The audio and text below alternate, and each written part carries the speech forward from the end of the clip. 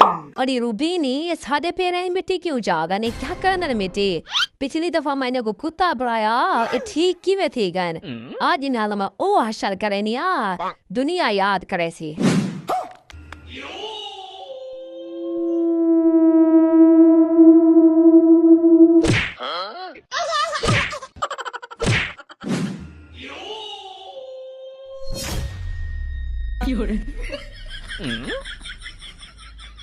ये सारा पिछली दफा जो जादू की तरह सारे तो जादू की थी पर पता नहीं क्या क्या थी है मिक्की तो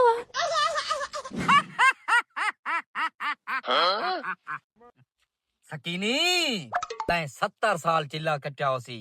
मैं हिक्की रात दे विच चिल्ला कट्टे सकीनी तेरे दर्द मैं को नहीं भूल दे तैं जेरे मैं को दर्द दिते ना आज मैं ओ बदले गिनसन बसाया तरपल तेरी सेक के सारी रात कहीं नहीं समझदा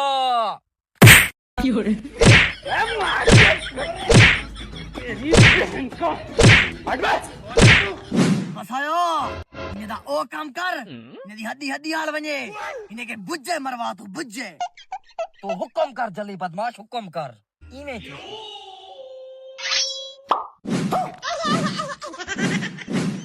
बसाया इन्हें साकू भिड़वाया तू इन्हें को कबड्डी भिड़वा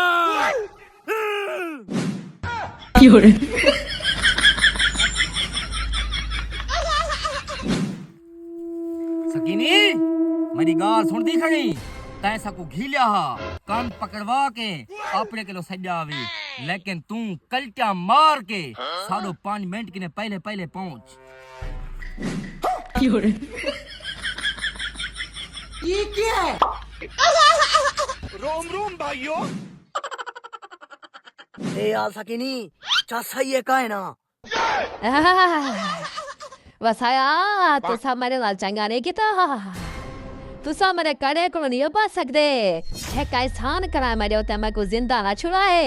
या तो तोरा में ओ हशर करे तोरा सात नसा याद करे से रही ये क्या है बसाया तू इन्हें को चुंडे सिको चुंडे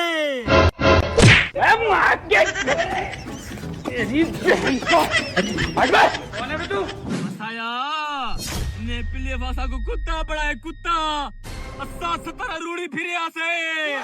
उठा बसाया अदा निकले बारे पैंपारी चच्चन अच्छा इन्हें को मैं बदखा बनना पिया सारी जिंदगी ए सोमा चटरा बार में जो बदखा